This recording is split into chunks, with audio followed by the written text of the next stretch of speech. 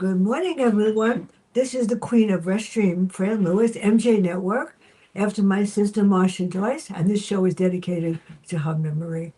She's earned it. Stephen Manchester is here. Let me put on the glasses so I can see what I'm doing. Set at a medium security penitentiary in the mid 1990s, Ledger is a faith based story that shines a light into the darkness, allowing the reader to discover brutality, foreign world. This is all true. Although told from three alternating perspectives, officer, inmate, and sergeant, many of the same questions arise. Can any goodness be found in the shadows? What about forgiveness, redemption, and grace? And if the code is clear, loyalty above all things except honor, when should an officer cross the line to police one of his or her own? And it's on the news every day. That's why. So I could do this without my reading glasses because these look better. What is the primary message and behind this title? What are you trying to tell everybody? So first of all, Fran, thank you for having me this morning. I really appreciate it. I'm thrilled. This is so exciting. I love talking to you. So if I can just take one step back before I answer that, but this book is a companion novel to The Menu. And in The Menu, I wrote a book about, finding redemption and grace and people picking their lives from a menu and then kind of working their way through it. Right. But I was working with hospice in New England who adopted The Menu. So I was working with their caregivers and their volunteers, and I was a keynote speaker. And in the rear of the room, there was a woman that said, "Listen, I love The Menu, but at the beginning of the book, the protagonist, the main character, can pick his life from the menu. And God said that a conscience doesn't have to be mandatory, right?" So she, because all the characters were kind and they were, good, it would be nice to see, it would have been nice to see if one of them, right, wasn't. And as soon as she said that, Fran, I'm like, oh, here we go, right? So I had worked in a prison, yeah, I remember you said. For about 10 years, right? So right away, I knew I'm going to end up writing this novel to follow The Menu. And really, if you're going to look for forgiveness and mercy and redemption and, anything from a spiritual perspective, we're better than to go into a prison, right? And I'm talking about all the characters, all the players within the prison. So really, I think this book is about shining light in the darkness and seeing if people, if you can change people's hearts. That's what's really interesting. What's even more interesting is that I worked in a bowling center. I was the, whatever they called me, the hoochie coochie mama. Right. And there was a group of men called Eastchester men. They all worked, they were prison guards. Yeah. Every one of them. And they actually invited me to come to where they were. Yeah. I should go. I was brave. Yeah. I went to Rikers. I went to all of them. So I was taking a master's and I had to go. And I couldn't believe it. And they were very nice. But I could tell you, when I used to call, because I had to call to tell them that their league was ready. And the wives would say to me, "Are you the one that he's cheating with?" I go, "Oh, yes, definitely." I laughed so hard. I go, "I'm just a telemarketer. I'm an old lady." I laughed. So, chapter 1, we meet the Spirit and God. Why did God send each one of them on their journey and their purpose? I have a couple of people that could use a couple of journeys like that. Yeah, I hear you. So when I wrote The Menu, it was me trying to write a story. Yeah, I remember that. For my children, right? So that they wouldn't fear death, right? So at the time when I wrote that book, we had a lot of death in the family, right? There were a few passings of people. Yeah. So I remember telling my kids, like, listen, you don't worry about coming here. Don't worry about leaving, right?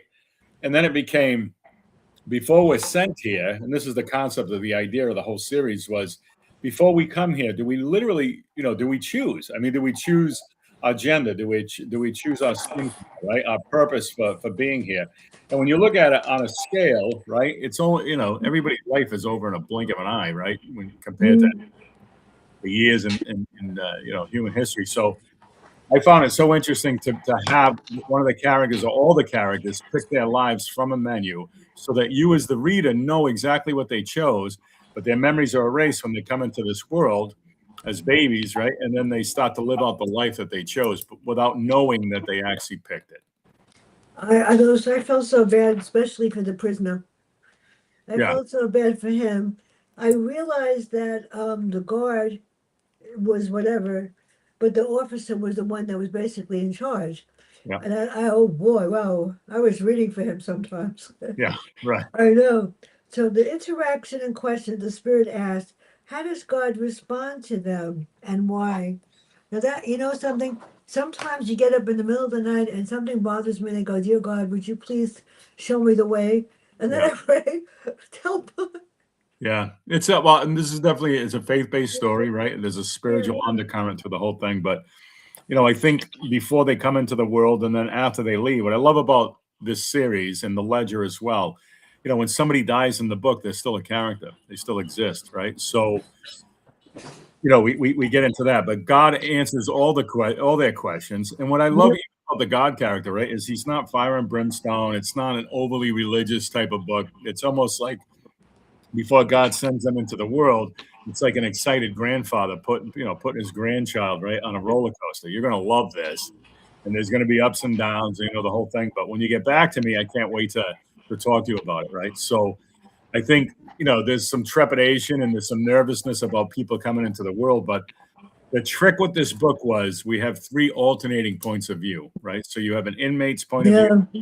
you have the guard's point of view, and then you have the sergeant's point of view, right? And in the beginning, when the main character is picking his life from a menu, I intentionally don't I don't lean into who it is that's actually picking from the menu. Right. So when he decides not to accept the conscience, this is not going to be a good Yeah. right. But I don't want you to know who that is until the very end. So that's the big twist. There are a lot of people in the world that have no conscience. Oh yeah, I And agree. there are a lot of people I know that have no conscience, and they'll say to me, I mean, people, my friends, I'm going to do it anyway. I said, well, somehow God's going to get back at you. I don't think you want to do that. Right. And I mean, so many people have been, the dentist did so many bad things to me.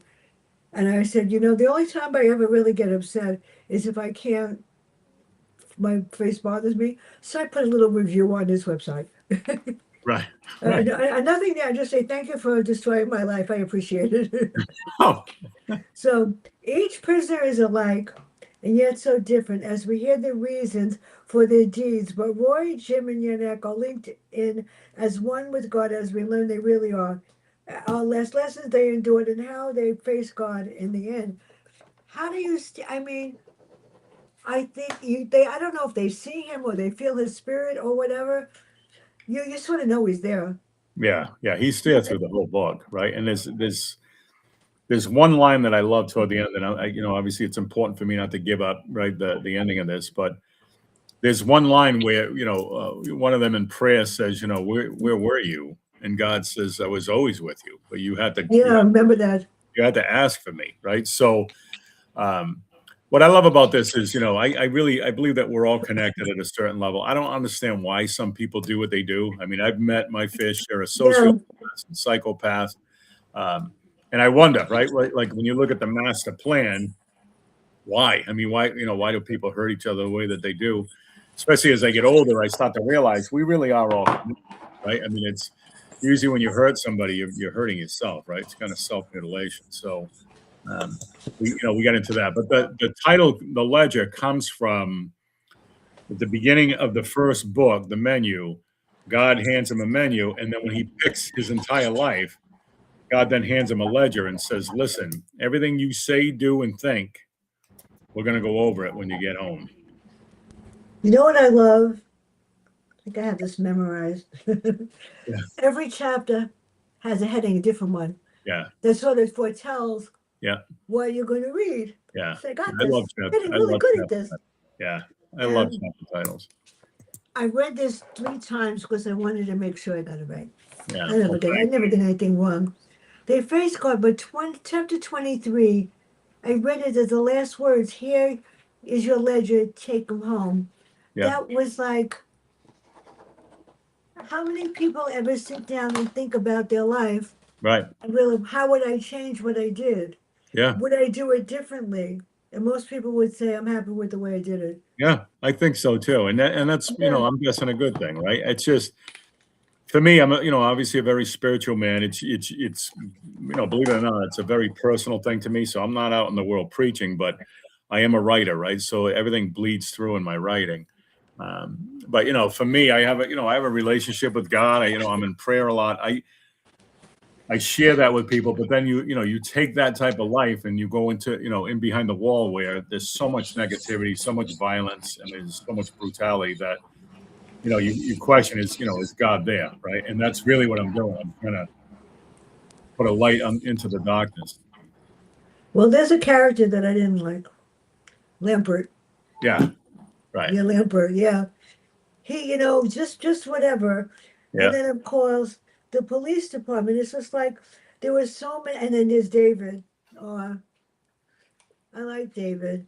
I felt so bad. And of course, chapter 28, I read several times because it's the title of the book. the ledger. And I mean, I love it. So where am I here? Yeah.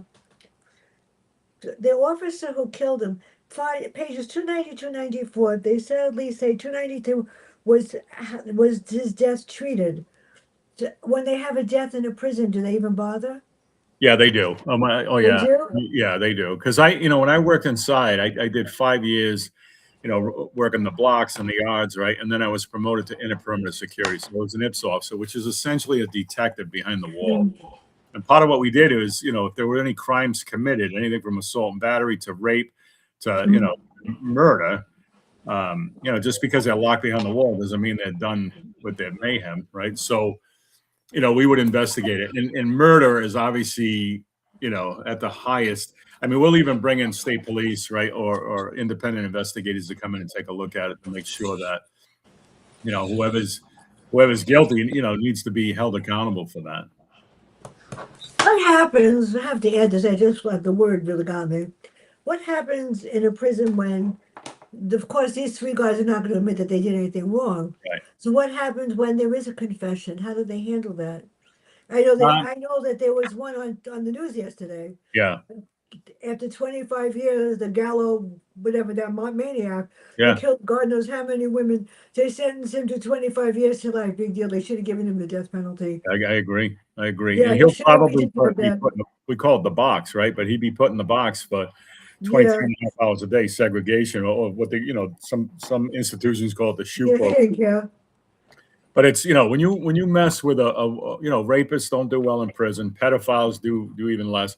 But what most people don't understand is it's strength in numbers, right? So I worked in a population of 1,400 inmates, and you would be shocked by how many of them were sex offenders, right? And just because they're sex offenders doesn't mean they're violent. I worked in my school for too many years. A lot of you loved it. Absolutely loved it. But I walked up to a fourth grade class to pick up my reading group, my writing group. Yeah. And I stood by the door. The teacher didn't know I saw. He had his hands all over these boys, every one of them in the Oh, wrong place. When I walked in, one of the kids went, my mother needs you to call her. Could you call her now? I got the point. I took him out and I said, you're not going back in there ever. I'm going to protect you. And he looked at me. He said, how can you do that? Because I know your father. yeah. And I know your father's going to come in. I And kill could, us. and he wasn't the only one. Yeah. And I finally, I said to my principal, this is what happened. She wouldn't believe me. Then when they finally arrested him, she said, oh, well, so and so did it. I said, no, she didn't. I told you that weeks ago that he was doing that. Right. When I picked up his reading group or whatever, or I worked with him, I wound up working with the kids in the back of the room, so you couldn't do that. Every child in the class, when they left at the end of the day, had to hug and kiss him on the cheek. Oh my God. Yeah, I was there. I was there. I said, Milton, you can't do that. That's against the law. And he thought he was going to get away with it until he didn't. So these things do happen a lot. It's sad. Yeah. So It's a universal evil, right? I'll tell you this. I don't. That's the one thing, and people can call it a prejudice, a bias, or whatever, right? But yeah, if you're a pedophile and you're a convicted pedophile, yeah. proven with evidence, right? I'm all set with you. I don't, you know what I mean? Like it's to me that is a universal evil. If we can't protect our children in this world, then we'll go That's to exactly the point. yeah. I had a sixth grader, wasn't even one of my reading group. I don't know why she came up. She says, "Mrs. Lewis, my aunt is molesting me," Oh wow. and there's a law that says you have to question, Sure. call, and find out, or you could be arrested for not reporting it. I Sure. know that. Yeah, you're mandatory. Told me the story, and I said, "There's something about what you're saying, I believe." She was crying. I called her mother and she yelled at me. I said, "You're going to be sorry. You're going to apologize." When the mother came in, we had the principal there. I had people protecting me. She was going to kill me. She said, "I owe you an apology." It was her sister that was molesting the daughter Oh while she wow. babysat for her. It was a true story. So I said, ever since then, no matter what it is, if somebody takes something that doesn't belong to them or whatever, one of the students in my friend's class stole her wallet and her money. Of course, I got it back because I was the dean. Yeah. He's like, I said, "You're not going to get away with this one. I got you." But it's like so many people do this, and they feel that they're above the law. Oh my God. I mean, they're just the news the other day when this guy's getting away with this. They released him and said, well, maybe he didn't do it. Then they said that he did kill somebody. So why is he awaiting a murder trial on the outside? Right. And it's not a, it's usually not a one-shot deal, right? I mean, Yeah. pedophiles are pedophiles, right? I mean, if you can Yeah. be, attracted to a child, there's something It's significant wrong. scary, yeah. Yeah, well, this guy was attracted to a little girl, 15, another one, 13, and the kid doesn't realize it. She said, well, he liked me. Yeah, that's It's even brutal. sicker. So tell us about Roy and Jim and Vanchuk and how you created them. And I really like Roy the best. Yeah. Well, it's I funny like because the I like the present God. Yeah. it was important for me to have, three very different, distinct Yeah, characters. they were. I'll be honest with you, Fran, right? The hardest part of the writing for me was the inmate's point of view, right? So I Yeah. 10 years inside. I have a background in the military, right? I served in the Gulf War, so I've spent a lot of my especially my younger life, right, in service. Um, and this is not the world of grays, right? You're talking about the world of black and whites. Like when you put a badge on, if the rules are this, then they need to abide by it, and that's the end of it, right? And we enforce that. But the hardest character for me to write was Roy. I put more time into him because fortunately, I'm knocking on wood here, right? I've never served time. I don't know what it's like to be an inmate, but I spent enough time around them where it was like, all right, let me try to put myself on this person's shoes, right? I would say this: the book is written, the ledger is written with the intention of bringing respect and recognition to a profession that few people know about, right? So I wanted to pull the curtain back on the prison system and say, hey, come take a look, right? 99, and it's probably more than 99%, but 99% of the people that I work with, both men and women in uniform, were honorable people, absolutely honorable people, and they're doing the right thing. There's always the one or two, right? That's Which, gonna ruin it. yeah, and we call them fence jumpers, right? So what that means is you could have either wore a badge or you could have wore a con number, right? Because you're an inmate that hasn't been convicted yet, right? So there were a few officers who were shady, right? And that's putting it mildly, right? And then we have the sergeant who I Mhm. needed a character in the book that personifies honor, right? And I love the saying, but it's like, loyalty above all things except honor. And that comes from the military, right? So I have your back no matter what goes on until you do something that goes Yeah. by moral code, right? Like if you do something that's incredibly dishonorable, it's like, when we throw an inmate in handcuffs, there's no reason to stop beating on the inmate. The inmate's in cuffs. He's been restrained. That's the end of it, right? And that used to drive me nuts if an officer would come over and try to, like, stop. If you want to hit him, make sure the cuffs are off, right? I will back you 100% until you do something that is so dishonorable that I can't do it, right? And that is one of the toughest parts of working in law enforcement, because if you hold your own people accountable when they mess up, there's we call it the blue wave, right? But whenever you're in trouble and you need backup and you call for it, right? You expect your brothers and sisters to, rush to your aid. If you're considered a rat or somebody who goes against your own kind, right? maybe you make the call and the backup doesn't show up, right? So there's a fine line. There's really a balance there that most people don't understand. And hopefully I was able to capture that within the book. But I have fortunately worked with officers, sergeants, lieutenants, captains who are very honorable people, right? And they we would hold each other accountable, right? Because iron sharpens iron. And when you get inside, we're held to a higher standard than the inmates, and we should be. We You know what absolutely. gets me though, and it's on the news, and I actually saw it happen. The nursing home people of the AIDS abused the patients. Oh my I God. walked in to, because my sister said, "Why don't we put mom?" I said, "Mom's not going anywhere. She's Yeah. staying home." She tortured me. Where is he? She tortured me for 18 years. But I Yeah. would not put it. Oh gosh, I had AIDS. It cost me thousands of dollars for Right. the home health aides. But I walked into this nursing home just to see it, and one of the residents came over to me, and she was okay. She came over to give me a hug, and I said, "I'll give you a hug. You're a sweetheart." The aide smashed her in the face Oh while my. I was standing there. I said, "You're going to pay for this when I'm reporting you. Yeah. How dare you?" I said, "I didn't tell her that she couldn't hug me, and I didn't push her away. I said it was okay." And Yeah. she smashed her in the face. And I reported it to her higher up. They did nothing. Oh my God. They did nothing. It was the Eastchester home that was right near my house. My mom was in the hospital, and this man came in with his wife or something, and she told me what happened there. I said, "If you put him back, you're asking for him to be dead."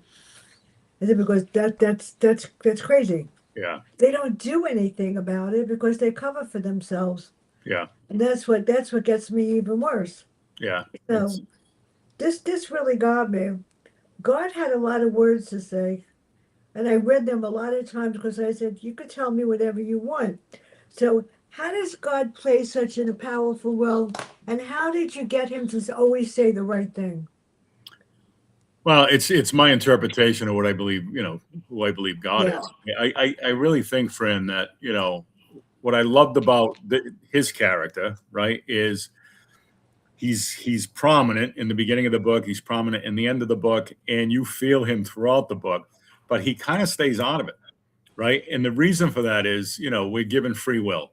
So, listen, if you have free will, that means I can't get in there and make decisions for you, right? Which is what I really like.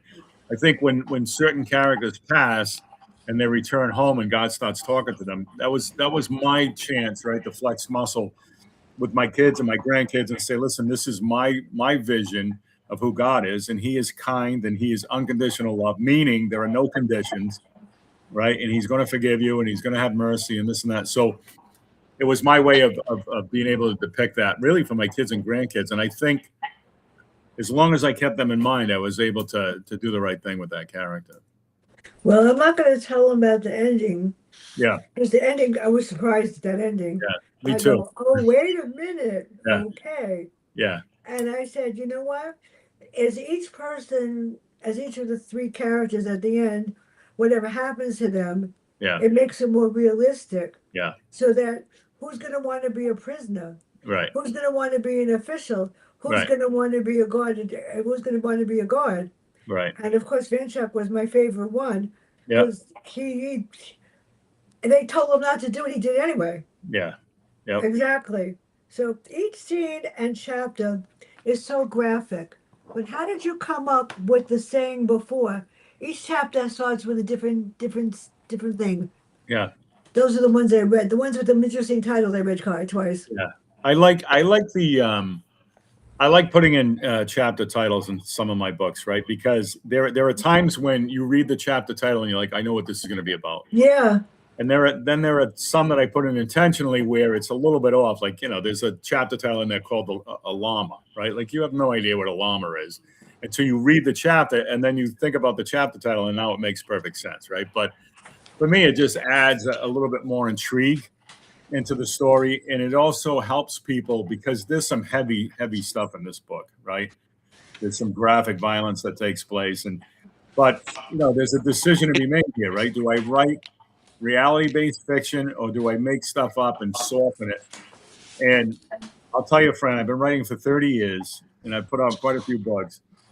This is the most reality-based fiction I've ever written, right? And it's based on my background, whether I experienced it, directly, or it was, hearsay, or I knew that it had taken place. So when people read this book, they are literally taking a tour through a prison in Massachusetts in the mid '90s. It's exactly how it went down.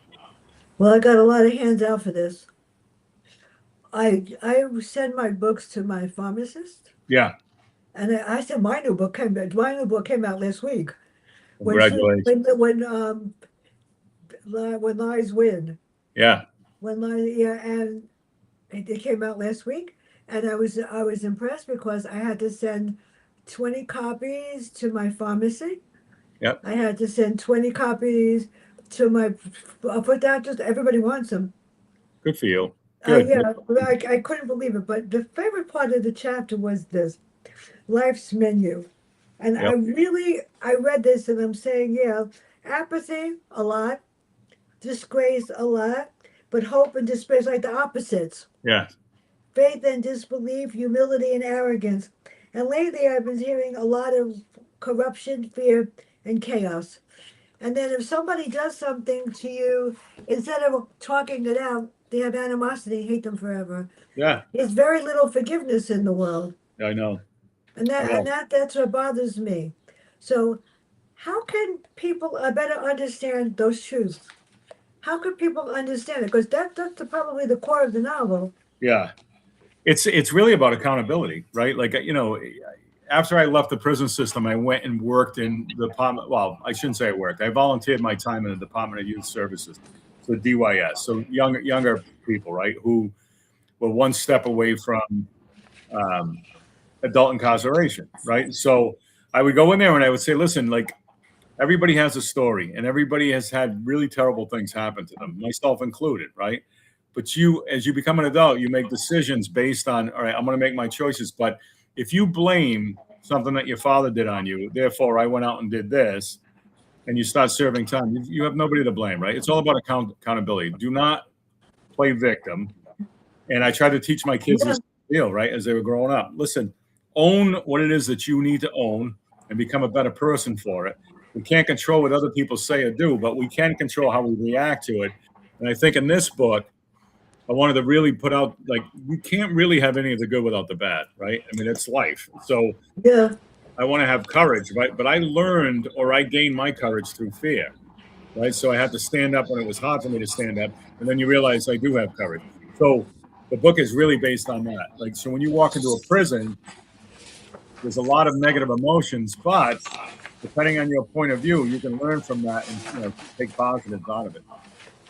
Okay, before I forget, someone we all know and love, Dick Belsky, will be on Monday with The Vanishers. It's really scary. On the 20th, only because I'm doing him a favor, and I would not do this for anybody else, because he's in the hospital. He asked me to do him a favor. Charles Solzberg's brand new book. If they don't send it to me, I can't do it on the 20th of July. I don't do July. Right. But what better way to start August when with Tess Gerritsen and Shadow Friends? And on the 18th, Joe Guilford. On the 24th, the number one interior designer in the world, Howard Wiggins. Wow. He's priceless. He's priceless.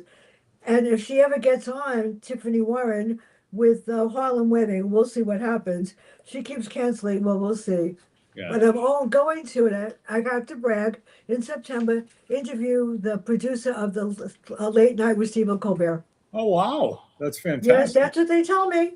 Yeah, I have no idea. And of course, Philip Margolin got a new one coming out also, whatever. So each chapter is so graphic. How would you define this? This chapter really got me. How would you define the chapter "The Greatest Love"? Yeah, that's a tough one, right? So it's part of the payoff.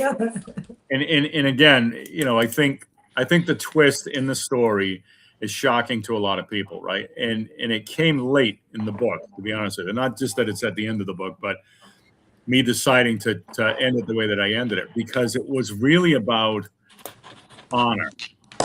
It was important to me to show the level of honor that's displayed by most men and women who wear the uniform behind the wall, right? So Yeah, it's tough. I mean, some of this is tough. It's like watching a bad car wreck, right? It's hard to look away.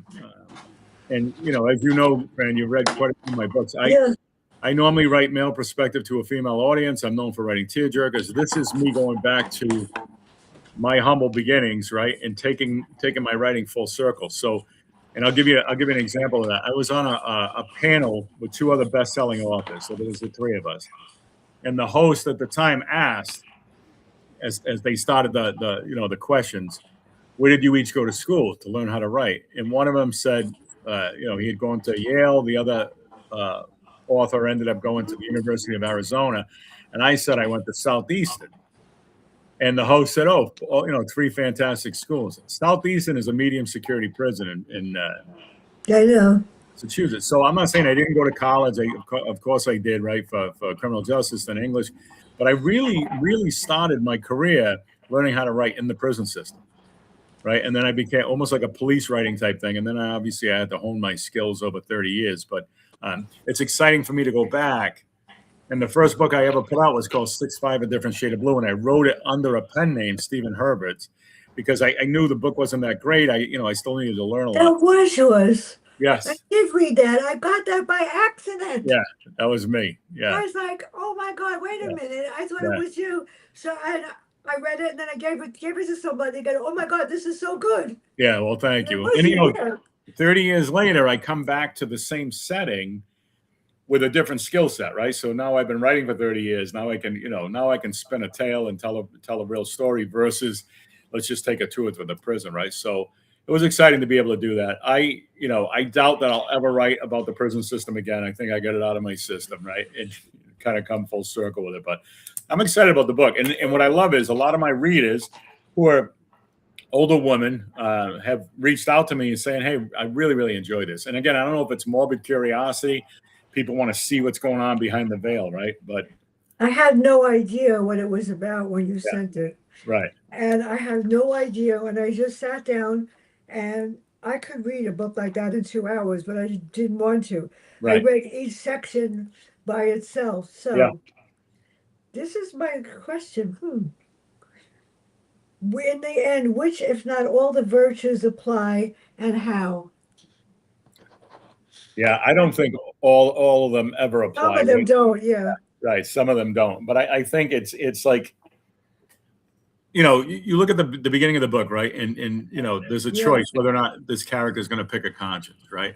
So at one point in the book, God tells one of the characters, like, whether you pick a conscience or you don't, there's still a price to pay for everything. And we're not talking about fire and brimstone. We're not talking about the eternal wake of fire. We're talking about, at some point you are going to be accountable, right, for what you've done and what you haven't done, right? So whether or not you're answering to yourself or you're answering to God, right? Like, and that's really what the ledger is about, keeping in mind that, you know, at some point, right, you need to answer for what it is that you've done and what you've said. And I think if people keep that to the front of their minds, right, they live a little bit differently. I really wish there was somebody that made you answer for what you want. Yeah. I was taught, and I decided one year. Well, my birth series is based on my life living in the South Bronx Hmm. with my sister, and she said when I retired from teaching, I must have weighed 200 pounds because I was eating my way into oblivion. Right. And she said, "You look like a fat cow. Why don't you write a book?" I said, "You're going to regret that I ever did that."